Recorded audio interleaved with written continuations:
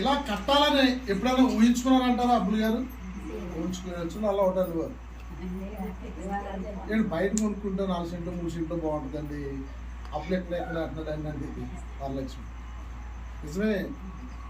ఎందుకు ఇరుకులేదులే, బయట పొందాం. మంచి మంచి ఇచ్చి దగ్గర ఎక్కడ చూద్దాం. ఒక 5 సెంట్లు అయితే ఖాళీగా బాగుంటుంది, మొక్కలు వేసుకోవడానికి ఇల్లు కట్టుకోగా ఉన్న సగ స్థలంలో అనే ఆలోచనలో ఉన్నాం. అసలు సడన్గా ఇల్లు కట్టుకోవడానికి ఆలోచన అనేది. కానీ ఏమని చెప్పండి, ఇక్కడ అవుతుందని తెలియదు కానీ కట్టుకోవాలనే ప్రణాళిక దర్శనం మనకి ఎప్పుడో ఉందా లేదా? ఉంటుంది. దాన్ని ఎప్పుడు కూడా జీవిస్తూ ఉంటాం. దేవుని స్తోత్ర. ఆ దర్శనము, ఆ యొక్క ప్రార్థన, ఆ యొక్క ఆలోచన మన హృదయంలో ఉంటుంది. దేవుడు దాన్ని కంపల్సరిగా తగిన కాలమందు దాన్ని సఫలపరుస్తాడు. ఏమండి, ఇప్పుడు భోజనం లేకపోయినా ఆనందమే. ఎందుకని ఏ చుట్టాలు వచ్చినా చక్కగా అందంగా కూర్చోవడానికి అప్పుడు అలాగుందా? ఏమండి, ఆనందంగా ఉంది. కారణం ఏంటి చెప్పండి? దేవుని పట్ల మనం చెప్పినట్లుగా మనం చేస్తే దేవుడు ఏం చేస్తాడు తెలుసా? మనం అనుకోకుండా కూడా ఆయన మన పక్షాన్ని జరిపిస్తూ ఉంటాడు. మనకు తెలియదు, మనం ఊహించడం ఎలా జరుగుతుంది అని. కానీ మనం ఎప్పుడు కూడా పావలా గురించే ఆలోచిస్తాం. పాడబోతుందేమో. దేవుని యొక్క వాక్యంలో మన యెషయా గ్రంథము 40వ అధ్యాయము 10వ వచనం నుంచి 10-11 వచనం 2 వచనాలు మనం ధ్యానం చేద్దాం. చదువు. ఇదిగో తన బాహువే తన పక్షమున వెలుచుండగా ప్రభువు యెహోవా శక్తి సంపన్నుడై వచ్చును. ఆయన ఇచ్చు బహుమానము ఆయన యొద్ద ఉన్నది. ఆయన ఇచ్చు బహుమానము ఆయన యొద్ద ఉన్నది. ఆయన చేయు ప్రతీకారము ఆయనకు ముందుగా నడుచున్నది. ఏం చేస్తుందంటే మనకు తెలియదు, ముందుగా నడుస్తూ ఉంటది. ఆయన ఇచ్చు బహుమానం ఎవరి దగ్గర ఉందట? ఆయన యొద్దే ఉంది. ఆయన మనకు ప్రతీకారం చేయడానికి ఆయన ముందర నడుస్తూ ఉంది. గొర్రెల కాపరి ఏం చేస్తారట? గొర్రెలను, ఆ మందను ఎంత జాగ్రత్తగా మేపుతాడో, తన బాహుతో చేతితో ఆ గొర్రె పిల్లలను ఎక్కడ అడ్డుకుంటాడట? రొమ్మున. నడవలేకపోతుంది అనుకోండి పిల్ల. మీరు మందలు చూస్తుంటే మందలో దగ్గర ఉన్నవాడికి అర్థమవుతుంటుంది. చిన్న పిల్ల పుట్టినప్పుడు ఏం చేస్తుంటది? అది నడవలేదు పాపం. నడవలేకపోతుంటే ఏం చేస్తాడు అతను? ఎంత పిల్ల ఉంటుంది, అది ఇలా ఇలా భుజం పడుచుకుంటూ వెళ్తూ ఉంటారు. వాళ్ళకి మేపడంలో వాళ్ళకి అది ఎంతో సంతోషంగా ఉంటుంది. అది ఆ గొర్రెల కాపరి తన పిల్లను మరొక పిల్ల కలిగిందంటే మందేమవుతుంది? పెరుగుతూ ఉంటుంది. మరొక పిల్ల పెరుగుతుంటే ఆ రొమ్ముని ఎలా ఆనేసుకుని ఆ పిల్లని, ఆ చిన్న గొర్రె పిల్లని ఆ మెడల మీద వేసుకుని, ఒక్కొక్కరు ఇలా మెడ మీద వేసుకుని రోడ్డు మీద కనిపిస్తుంటారు. చిన్నపిల్లలు మందరం స్పీడ్గా తోలుతూ ఉంటారు. ఆ చిన్నపిల్లలు నడవాలి కాబట్టి దాన్ని ఇలా మెడ మీద వేసుకుని రొమ్ముని వేసుకుని దాన్ని నడుచుకుంటూ తీసుకెళ్తారు. అట్టి రీతిగా నేను మిమ్మల్ని ఎలా మేపుతాడంటే మనల్ని ఆయన చెప్పినట్లుగా మనం ఉంటే, ఆయన ఉన్నమన్నాక మనం ఉండగలిగితే, ఆయన నడమన్నాక మనం నడుస్తూ ఉంటే ఏం చేస్తాడట?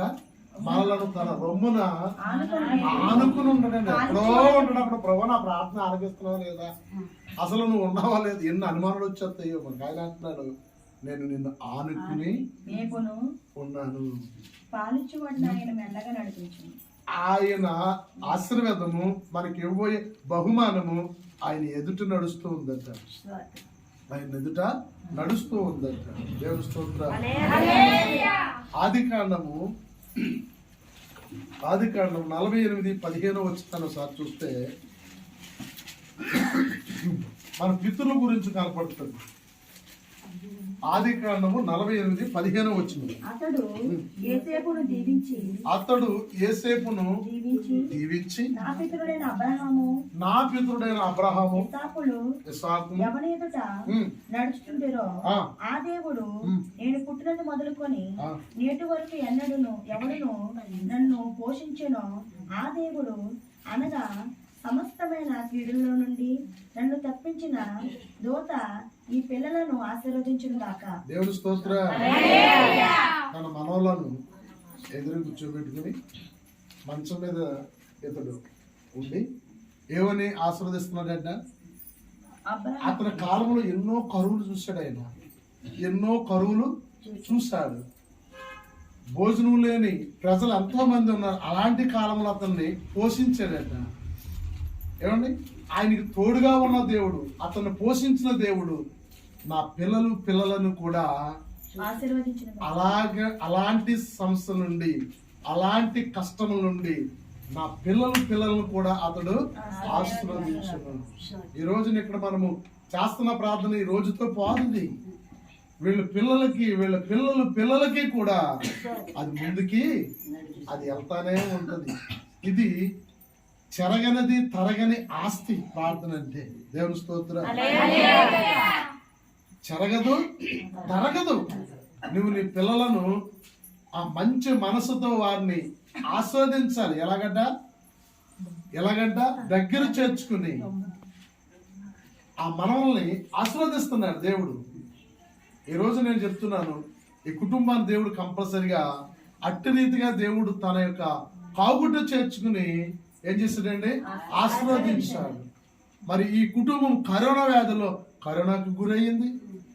ఏమండి, ప్రాణకరమైన బలహీనతలు వచ్చినా సరే కానీ మరి వాటి నుంచి దేవుడు తప్పించుకుంటూ వస్తున్నాడు. అనేక మార్లు ఎన్నెన్నో ఏంటది కరువులు. ఎలాంటి కరువులు? అనేకమైన సమస్యలు.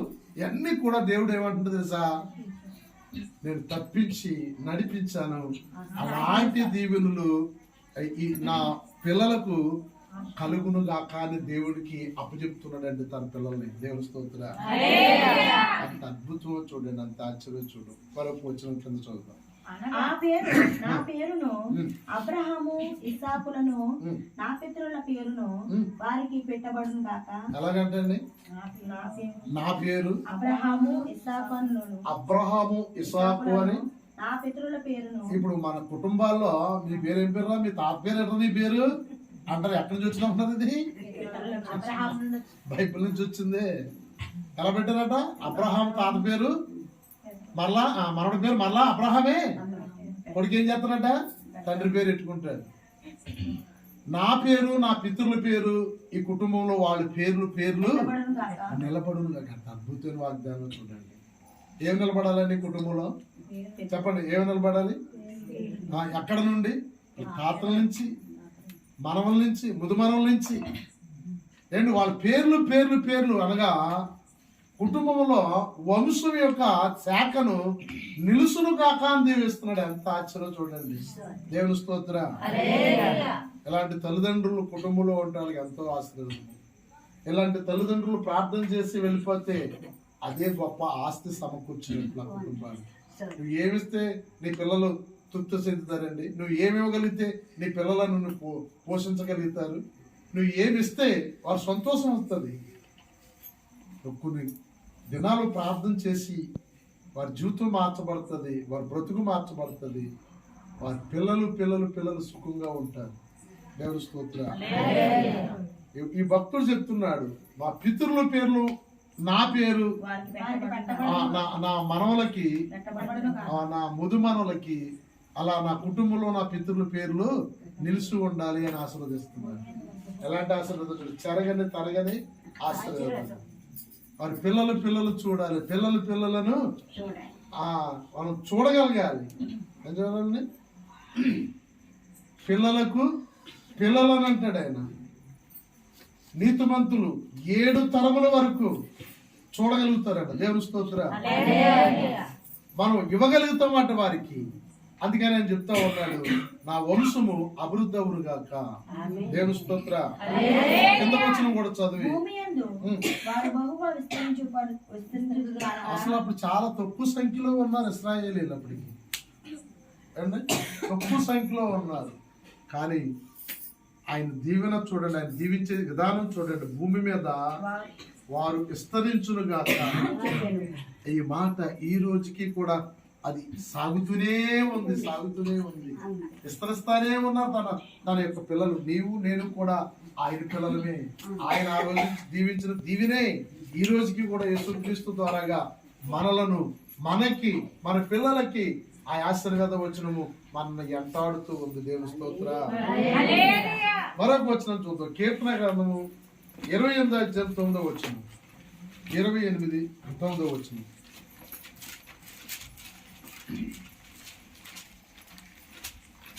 నీ జనులను రక్షింపము, నీ స్వాస్థ్యమును ఆశీర్వదింపము. ఏమంటున్నారండి? నీ జనులను రక్షించుము, నీ స్వాస్థ్యమును స్వాస్థ్యం అంటే చెప్పండి. స్వాస్థ్యం అనగా పిల్లలండి. ఆడపిల్లలైనా మగపిల్లలైనా అది ఎవరి స్వాస్థ్యము? కన్నవాళ్ళ స్వాస్థ్యం. ఎవరికంటే వాళ్ళ స్వాస్థ్యమే. అంతే కదా. అందరూ మా అమ్మని వెళ్ళి సంక్రాంతి ఎక్కుతారా? ఎవరికంటారో ఆడపిల్లలు వాళ్ళ సంఖ్య ఎక్కుతారు వాళ్ళు. ఇక్కడ దేవుడు ఇస్తున్న వాగ్దానం ఏంటి తెలుసా? మరో చదవండి అదే మాట. 9వ వచనం. నీ జనులను రక్షించుము, నీ స్వాస్థ్యమును ఆశీర్వదించుము. అనగా నీవిచ్చావు కదా. ఎవరి స్వాస్థ్యం అంటే ఇది? నీ స్వాస్థ్యం ఇది. పిల్లలకు పెళ్లి చేయాలన్నా, పిల్లలకు పిల్లలు కొట్టాలన్నా మన వల్ల ఏది కూడా, మన ఆలోచన, మన తలంపు, మన ప్రయత్నం ఏది జరుగుతుంది. దేవుని యొక్క సంకల్పం ఎలా జరుగుతుంది అలా జరగాలి. దానికి ఎవడు అడ్డుపడలేము, దాన్ని ఎవరు కూడా మార్చివేయలేము దాన్ని. అందుకని భక్తుడు అంటున్నాడు, నీవిచ్చావు కదా ఈ స్వాస్థ్యాన్ని, ఈ స్వాస్థ్యాన్ని ఏం చేయాలి? ఆశీర్వదించాలి. ఏమండి? మరి ఈ స్వాస్థ్యాన్ని, ఏ స్వాస్థ్యాన్ని? పిలుపు, పండ్లు, ఈ స్వాస్థ్యాన్ని ఏం చేయాలి? దేవుడు సంవత్సరం కంపల్సరిగా జ్ఞాపం చేసుకుని ఆశీర్వదిస్తే వాళ్ళు ఏమవుతారట? పిల్లలు కలిగి, మనవలు కలిగి, వారి స్వాచ్ఛను అభివృద్ధి కలిగి, దేవుని వైపు తిరిగి, దేవునితో ఉండి. ఇంకా అప్పుల గారికి ఎలా ఉంటుంది? అప్పుడు నీరసం ఏమో ఏ పక్క పోద్దాంగా. దేవుని స్తోత్రం. వారం రోజులు చూసొచ్చి వారం రోజులు బాబోదికి మరలా వెళ్ళిపోయేవాళ్ళు. నెల పసికందు ఏమాడుతుంది ఏంటి? ఆడబిడ్డ మొగడు పుట్టాక అంత లేదనుకోండి. ఆడపిల్ల పుట్టినట్టునే నెలలోని వారం రోజుల్లోని ఏమనుకుంటాడో పిల్లతోని కనీసం 3 నెలలు వస్తున్నాయి కానీ సంకటుతో ఆడుకోవడానికి. దేవుడిచ్చిన బహుమానం అది. ఎన్ని లక్షలున్నా ఆ సంతోషం రాదు. వాస్తవం అనేవారు మొన్నవారం కదా వెళ్ళేము, మళ్ళీ అది చెప్పలేని సంతోషము. ఒక వివాహమైన ఒక ఆ ఇంట్లో మనకి మనవలు పుట్టినా మనవరాలు పుట్టినా అదొక అద్భుతమైన ఆశీర్వాదం బిడ్డలారా. 1 ఎకరం భూమి కొనుక్కునే సంతోషం. కారణం ఏంటి? పాలు కష్టపడ్డాను. దేవుని స్తోత్రం. ఎంత కష్టపడినా, ఎంత ప్రయాసపడినా, ఎంత డాక్టర్ దగ్గరికి వెళ్ళినా ఈ 2 మాత్రం మానవుడు చేయలేదు. దేవుడు అనుగ్రహించాలి. దేవుని స్తోత్రం. కాబట్టి అట్టి అనుగ్రహము, అట్టి దీవెన, అట్టి స్వాస్థ్యము నేను ఇస్తానని వాగ్దానం చేస్తున్నాను. కుటుంబాలు నేను ఇస్తాను, అటువంటి స్వాస్థ్యం నేను ఇస్తాను. నేను ఇచ్చి నేను దీవిస్తాను. ఒక కాలం ఉంది, ఆ కాలమున నేను ఆశీర్వదిస్తాను. ఇంకా చదువుతాను. ఎంత గొప్ప మాట చూడండి. ఎవరికి కాపరి ఉండాలంట? నువ్వు ఇచ్చిన స్వాస్థ్యానికి నీకు కాపరిగా ఉండాలి, లేకపోతే వారు చెడిపోతారు. స్వాస్థ్యం ఇస్తే సుఖం ఉందని కొందరికి పనికిరాని సంతానం తల్లిదండ్రులు అంటుంటారు. ఎందుకండి బాబు నాకు 6 బిడ్డలు, ఒకరు కూడా నన్ను చూసేవాళ్ళు లేదు. నేను అంటాను, మా ఇంటికి వచ్చాయి, మా ఇంటి దగ్గర వచ్చాయి. దేవుడు చెప్తున్న మాట తెలుసా? గురిగా పెట్టుకోండి, మనసులో పెట్టుకోండి. ఆయన చెప్తున్న మాట తెలుసా? ఆ స్వాస్థ్యానికి నువ్వు కాపరగా ఉండాలి. స్వాస్థ్యం ఇస్తే సుఖం ఉంది. పలువారితో లేని స్వాస్థ్యము, దేవుని సన్నిధిలో లేని స్వాస్థ్యము. దేవుని సన్నిధిలోకి వచ్చిన తల్లిదండ్రులకు పిల్లలు సన్నిధిలో రాకపోతే ఎంత కోపం మీకు తెలుసా? ఎంత బాధ మీకు తెలుసా? భార్య నమ్ముకున్న ఆ కుటుంబంలో భర్త సన్నిధి రాకపోతే ఎంత దుఃఖమో, ఎంత వేదనో మీకు తెలుసా? దేవుని స్తోత్రం. ఇక్కడ ఆయన అంటున్నాడు, నీవిచ్చిన స్వాస్థ్యానికి నీవే కాపరిగా ఉండాలి. నాకు ఈ మాట చాలా అద్భుతంగా హృదయాన్ని అంటుకుంది. స్వాస్థ్యానికి కాపరిగా ఉండడం ఏంటి? దావీదు అంటాడు, నీవే నా కాపరి. ఇక్కడ ఏమంటున్నాడు ఆయన? ఇక్కడ ఏమంటున్నాడు? మళ్ళా నా స్వాస్థ్యానికి కూడా నువ్వు కాపరిగా ఉండాలి. వారు ఫలించాలి, వారు నీ యందు నిలబడాలి, నీతో ఉండాలి నా స్వాస్థ్యము. వారు కుమారులు అవ్వచ్చు, కుమార్తెలు అవ్వచ్చు, అది నా స్వాస్థ్యము. నా స్వాస్థ్యానికి నీవే కాపరి ఉండాలి. దేవుని స్తోత్ర, దేవునికి హల్లెలూయా. ఆ స్వాస్థ్యానికి కాపరిగా ఉన్నప్పుడు ఏమవుతారంటే వాళ్ళందరూ కూడా ఎక్కడికి వెళ్తారు? లేకపోతే ఒకడు బళ్ళకి వెళ్తాడు, ఒకడు గుళ్ళోకి వెళ్తాడు, ఒకడు సినిమాకి వెళ్తాడు. అవునా కదా? ఒకళ్ళు గుళ్ళోకి వెళ్తుంటే ఒకళ్ళు టీవీ కాడ ఉంటారు, ఒకళ్ళేమో సంతలోకి వెళ్తారు. ఆ సంతలోకి వెళ్ళకపోతే మరి మంగళవారం కదా మన సంత. మంగళవారం ఎక్కడికి వెళ్ళే టైంలోనే గుళ్ళకి వెళ్ళే టైంలో సంతకి వెళ్తారు. దేవుని స్తోత్రం. క్రమము లేదు. అదే ఆ కుటుంబానికి దేవుడే, ఆ స్వాస్థ్యానికి దేవుడే కాపురిగా ఉంటే పరిగెట్టుకుంటూ పరిగెడతా ఉంటారు. దేవుని సన్నిధికి వెళ్ళాలి. సమయం అయిపోతుంది, 6 అయిపోతుంది, మనం అనుకున్న సమయం 7 అయిపోతుంది. కుటుంబ ప్రార్థనలో మనం ఉండాలి అని పరిగెట్టుకుంటూ ఇంటికాడే మనం ఒక టైం నిర్ణయించుకుంటాం. 6 గంటలు, 7 గంటలు, 8 గంటలు, 9 గంటలకు మన కుదురు కుటుంబానికి కుదిరి టైము. ఆ టయానికి కుటుంబం అంతా కూడా ఏం చేయాలట? ఆ దేవుడు కాపరిగా ఉంటే కుటుంబము కలిసి ప్రార్థిస్తారు. కాపరిగా లేకపోతే, కాపరిగా చేసుకోకపోతే మనము ఏం చేయాలి? దేవుడు కాపరిగా మనం చేసుకోగలగాల. దేవుడు స్తోత్ర. నీ స్వాస్థ్యమునకు నీవే కాపరిగా ఉండు. అంత అద్భుతం మాట చూడండి. ఆయన్ని కాపరిగా పెట్టే బాధ్యత మనది. అవునా కదంటారా? మనం ఏం చేయాలి? కాపరిగా పెట్టే బాధ్యత మనది. మనం అలవాటు చేయాలి. చూడండి, బిడ్డలు ఇక్కడికి వచ్చి ఏం చేస్తున్నారు? మనతో కూడా మెరుగుకుండా ఉంటారా? ఇక్కడ తీసుకురాకపోతే వాళ్ళకి ఏమర్థం అవుతుంది? ఇక్కడ నిద్రపోనేయండి, ఇక్కడే దోమలు పుట్టినండి. ఏమవుతారు వాళ్ళు? పెద్ద తినే సరే కానీ తొలుగుపోరు. అసలు తొలుగుపోరు. దేవుని స్తోత్ర. ఒక బండి మీద 4 రావడానికి ఎన్నో దెబ్బలు పడేవాళ్ళు. మేము 4 రావడం చాలా ఇబ్బంది పడి, చిన్న బండి లోన పడుకున్నాను, టీవీఎస్ పడుచుకున్నాను. అది 4కి సూట్ సరిపోయేది కాదు. మోజేస్ అనేవాడు, నేను లిఫ్ట్ మీద వచ్చేస్తాను. లిఫ్ట్ మీద వచ్చేసి కూడా ఆన్లైన్లో అడిగే ఎరగాలి, ఏదో బండి మీద వచ్చాను, మీరు 3 పండారు. ఏమైనా దేవుని సన్నిధి తీసుకెళ్తే వాడికి ఆటోమేటిక్గా వాళ్ళకే అర్థమవుతుంది. మనం నేర్పించక్కర్లేదు, అది వాళ్ళే నేర్చుకుంటారు. అసలు మనం చేయవలసిన పని ఏంటంట? అంతే. దేవుని స్తోత్ర. హల్లెలూయా. కాబట్టి ఆయన అంటున్నాడు, నీవిచ్చిన స్వాస్థ్యమునకు నీవే కాపరిగా ఉంది. ఇంకొక వచనం కూడా చదువుదాం. ఓకే. రోమపత్రిక 11వ అధ్యాయం 34వ వచనం. ప్రభువు మనసును ఎరిగినవాడెవ్వడు, ఆయనకు ఆలోచన చెప్పిన వాడెవ్వడు, ముందుగా ఆయనకిచ్చి ప్రతిఫలము పొందగలిగిన వాడెవ్వడు. అర్థమైందండి మాటలు? మరలా ఒకసారి మరలా చదివితే మీకు అర్థమవుతుంది. నిదానంగా చదవమ్మా. ప్రభువు మనసును ఎరిగిన వాడెవ్వడు. ఎలాంటి వారు కావాలంటే దేవుడికి? దేవుని మనసు ఎరిగిన వాడు కావాలంట. కొందరు అంటారు కదా, నా మనసు మా ఆయన ఎరుగును, నాకు ఏది ఇష్టమో తెచ్చి పెడుతున్నాను ఆయన. ఎరిగి ఉంటే ఏం చేస్తారట? దేవుని స్తోత్రం. ఎరిగి ఉంటే ఏం చేస్తారట?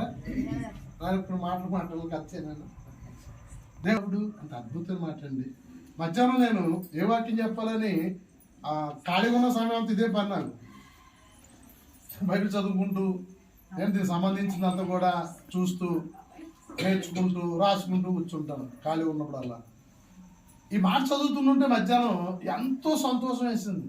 నిజమే కదా, దేవుని మనసు ఎప్పుడు చూసినా ప్రభా ఏంటి చెప్పండి, దీవించు దీవించు దీవించు దీవించు అని అడుగుతుంటాం. కానీ అసలు ఆయన మనసు ఏంటో మనం గ్రహించే ఆలోచనే పుట్టలేదు మనకి. ఆయన మనసు ఎలాంటిదో, ఆయనకి ఇష్టమైనది ఏంటో, ఆయన ఇష్టమైనది చేస్తే ఎంత సంతోషిస్తాడండి ఆయన? ఎంత సంతోషిస్తాడు? యుద్ధం సాధించి వస్తాడు, యుద్ధం జయించి వస్తున్నాడు యోధుడు. ఆయన ఇంటి దగ్గర తీర్మానం చేసుకుని వెళ్ళాడు ఏమని, అయ్యా నన్ను ఈ ప్రజలు, నా కుటుంబీకులు, నా కులవాళ్ళు, నా బంధువులు, నేను పనికిరాని వాడు నన్ను పక్కన పెట్టిస్తారు. ఆ ప్రజల్లోంచి, ఆ గ్రామంలోంచి నన్ను వెళ్ళగొట్టారు. కానీ ఇప్పుడే నా బలగమును, నా బలాన్ని కావాలని వచ్చారు. కానీ నా బలము, నా శక్తి ఎందుకు పనికిరాదు.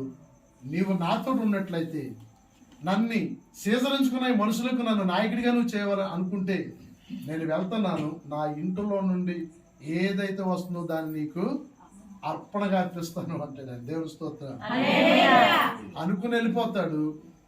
తిరిగి వచ్చేటప్పుడు తన కూతురే ఎదురుగా వస్తుంది. అప్పుడు ఆయన చాలా బాధపడతాడు, దుఃఖిస్తాడు. అప్పుడు ఆయన ఏమంటాడు, ప్రభువుకి నేను సమర్పించినది నేను ఎనదీయను. ప్రభు మనసు ఎరిగిన వారు ఎవరు? మాట గట్టిగా పట్టుకోండి మీరు.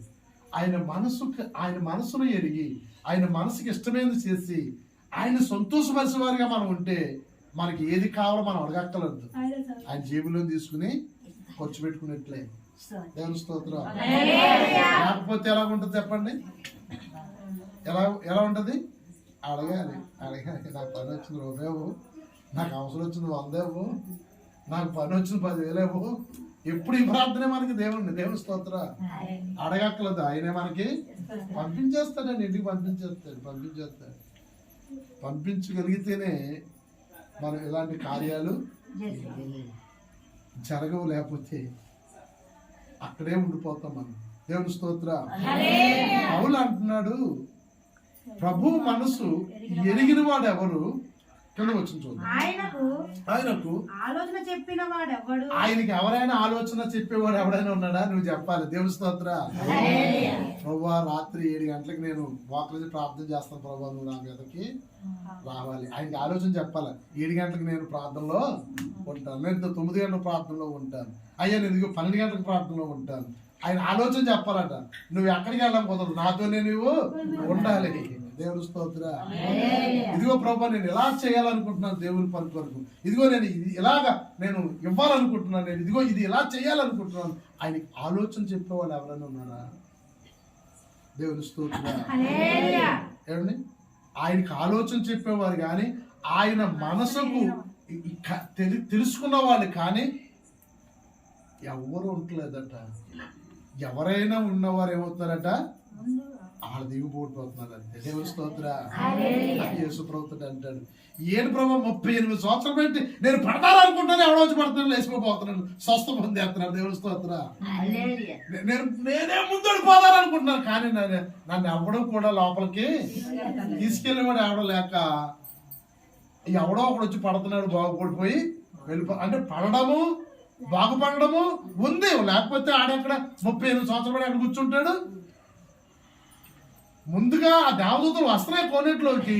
ఆ సమయాన్ని అవడం ఒక్కరికే ఛాన్స్. ఆ సమయాన్ని నేను పడిపోగలుగుతాను అనుకుంటున్నాడు. పాప ఈయన లేవలేని పరిస్థితి, నడవలేని పరిస్థితి, పరుపు మీద కొడుకునే పరిస్థితి. మనం అలా చెప్తున్నాం సాకులు దేవునికి. దేవుని స్తోత్ర. ఏమండి, నేను వద్దారనుకున్నాను, నేను ఇద్దారనుకున్నాను, నేను చేద్దారనుకున్నాను, నేను ప్రార్థనకు వద్దారనుకున్నాను. కొందరు అడిగితే పొద్దుట, ఇదేటమ్మా మేము బిర్యానీ వండుకున్నాం, మీరు వస్తారని అది వండుకున్నాం అంటే వద్దారనుకున్నానయ్యా.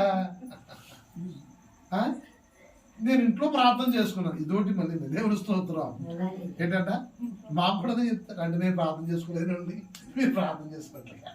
ఆ సమయాన్ని నేను ప్రార్థనలో ఉన్నాను. అయ్యారు దేవుని స్తోత్ర. మాకు ఒక అయ్యారు ఉన్నారు. ఎప్పుడు ఫోన్ చేసినా జరిగాని ఇంట్లోకి ఎత్తాడు. ఏమని? అయ్యే ప్రార్థన. దేవుని స్తోత్రం. అటు సొలుకొని చెప్పుకుంటూ ఉంటాడు, టీవీ చూస్తూ ఉంటాడు. పాస్టర్ గారే ఏంటంట ఎప్పుడు కూడా ఎవరు ఫోన్ చేస్తేనే విశ్వాసులు కానీ నమ్మకం తెలిసిపోతాయి కదా. విశ్వాసులు కానీ సేవకులు కానీ ఫోన్ చేస్తుంటే పక్కలకు ఎత్తారు, అయ్యారు ప్రార్థనలో ఉన్నారని. అయ్యి బాబు ఎప్పుడు ఫోన్ చేసినా అయ్యారు ప్రార్థనలో ఉంటారు. దేవుని స్తోత్రం.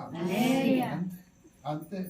ప్రభు మనసు ఎరిగి ఉంటే, ప్రభు మనసు తెలుసుకుని ఉంటే అబద్ధం చెప్పి. ఎందుకు అంటున్నానంటే, ఒక సందర్భంలో మేము ఉన్నప్పుడు ఫోన్ అవుతుంటే వాళ్ళకి ఎత్తుంటారు ప్రార్థన అని చెప్పి ఫోన్ ఇస్తుంటారు పిల్లలకి.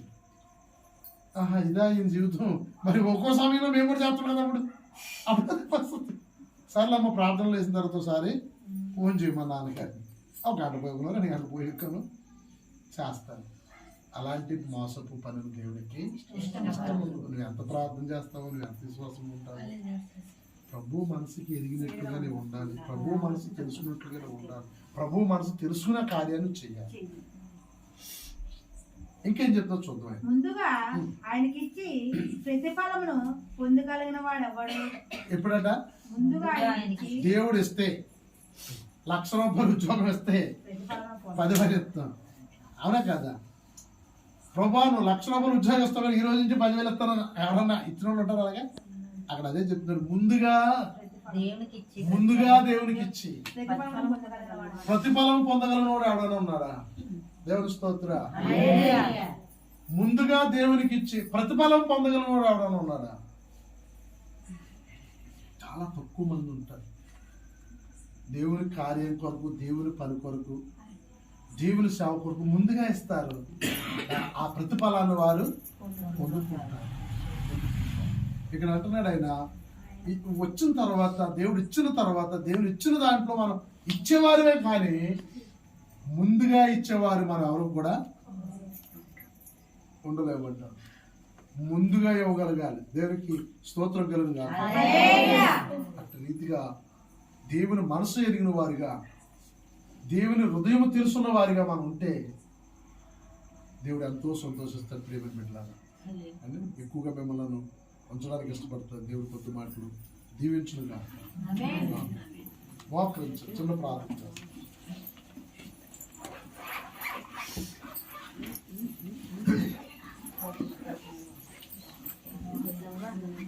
ప్రార్థన చేసుకుందాం. మహాపరిశుద్ధుడైన మా తండ్రి, మీ నామమునకు స్తోత్రాలయ్యా. సర్వోన్నతుడైన మా యేసయ్యా, మీ స్తోత్రములయ్యా. పరిశుద్ధుడా పరిశుద్ధుడా పరిశుద్ధుడా, మీ స్తోత్రాలు అయ్యా. నీవు ఇచ్చిన స్వాచ్ఛములకు నీవే కాపరి అన్నావు. మీరిచ్చిన నాయన పిల్లలు నా పితృల పేర్లు నా పిల్లలకు ఉన్నట్లుగా నువ్వు ఆశీర్వదించండి అయ్యా. ప్రభు మనసు ఎరిగిన వారు ఎవరైనా ఉన్నారా? ముందుగా ఆయనకి ఇచ్చి ప్రతిఫలం పొందేవారు ఎవరైనా ఉన్నారా? ఈరోజు దేవుడు మనతో మాట్లాడిన రీతిగా మరి కుటుంబాన్ని ఆ రీతిగా ఆశీర్వదించాలని, మరి ప్రతి సంవత్సరము మొదటి నెలలో అనేక సంవత్సరాలుగా ఆయన ఈ ప్రార్థన జరిగిస్తూ ఉండగా, మరి అటు రీతిగానే ఈ సంవత్సరం కూడా అదే రీతిగా మరి ఈ మొదటి నెలలో మరి తన యొక్క ప్రతి సంవత్సరమును అర్పించినట్లుగా ఈ సంవత్సరం కూడా మరి నెల పోతుంది, నెల దాటకుండా పెట్టాలని ప్రయాసతో, తపనతో, ఎంతో ఆరాటముతో బిడ్డలు సెలవులు దొరక్క మరి ఈ రోజును మీరు ఏర్పాటు చేశారు తండ్రి.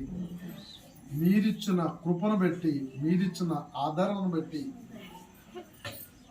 నీ కుమారుడికి ఇచ్చిన స్వాచ్ఛమునకు మీరే కాపరే ఉండమని ప్రార్థిస్తున్నాను.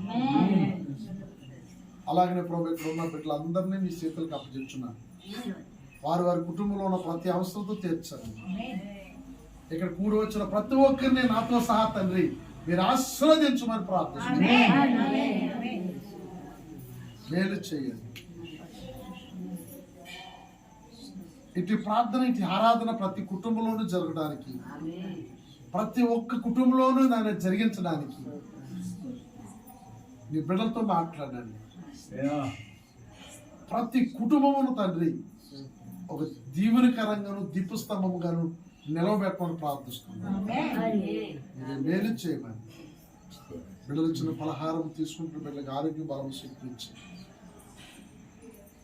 మీ కృప, మీ ఆదరణ తిరిగి నాయన మీ బిడ్డలకు అందచేయటకు మీ కుమారుడు చెప్పిన సాక్ష్యం రీతిగా నాయన మరి బిడ్డల వివాహ విషయం ఒక్కటే ప్రభావ మరి మాకు చింతగా ఉంది తండ్రి. మా చింత యావస్తు తీర్చేవాడు ఒక్కడే. ఈ సంవత్సరాన్ని దాన్ని ఆయన మీరు కొనసాగించాలని మీ చేతులకు అప్పచెప్తూ యేసు క్రీస్తు నామమున ప్రార్థించి అడిగి పొందుకుంటున్నాం పరమ తండ్రి. యేసు రక్తమే జయము, యేసు రక్తమే జయము. ప్రవేశ రక్త సంపూర్ణ క్షేమం అపవాదికరంత నాశనం కలుగుగాక. తండ్రి అయిన దేవుని ప్రేమ, కుమారుడు యేసుక్రీస్తు కృప, పరిశుద్ధాత్మ సహవాసం ఎల్లప్పుడూ సదాకాలం తోడేయుడుగాక.